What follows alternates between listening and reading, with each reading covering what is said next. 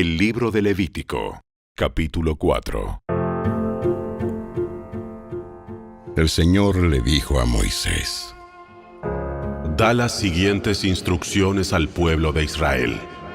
De esta manera deben proceder con aquellos que pecan involuntariamente al hacer algo que viola uno de los mandatos del Señor.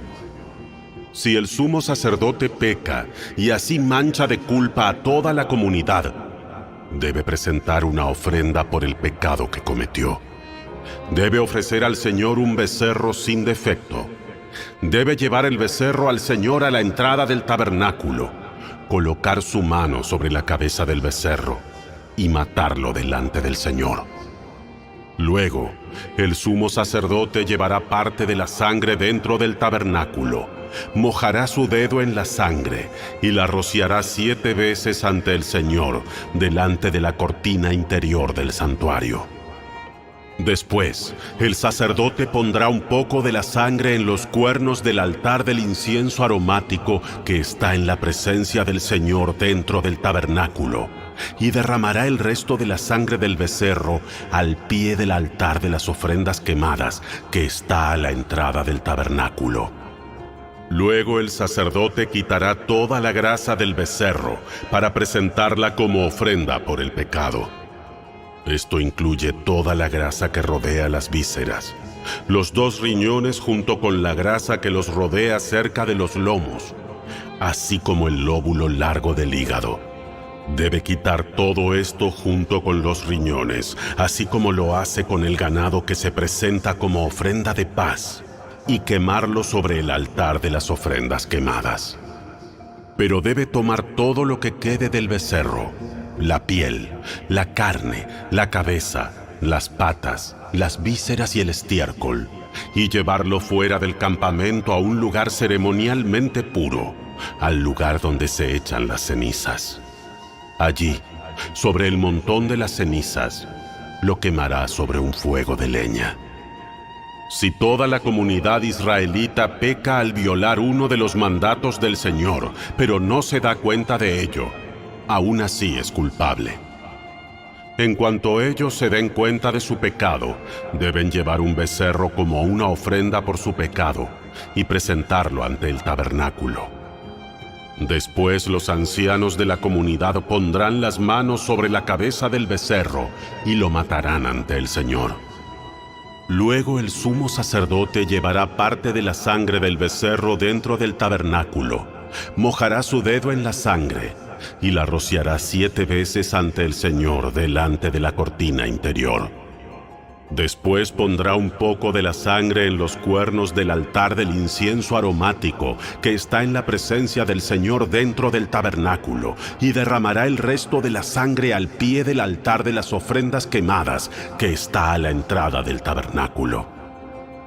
A continuación, el sacerdote quitará toda la grasa del animal y la quemará sobre el altar, así como lo hace con el becerro ofrecido como una ofrenda por el pecado del sumo sacerdote.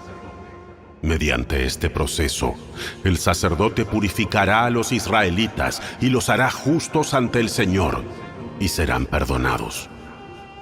Después, el sacerdote debe tomar todo lo que quede del becerro, llevarlo fuera del campamento y quemarlo allí, así como lo hace con la ofrenda por el pecado del sumo sacerdote.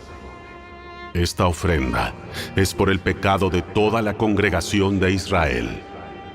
Si uno de los líderes de Israel peca al violar uno de los mandatos del Señor su Dios, pero no se da cuenta de ello, aún así es culpable.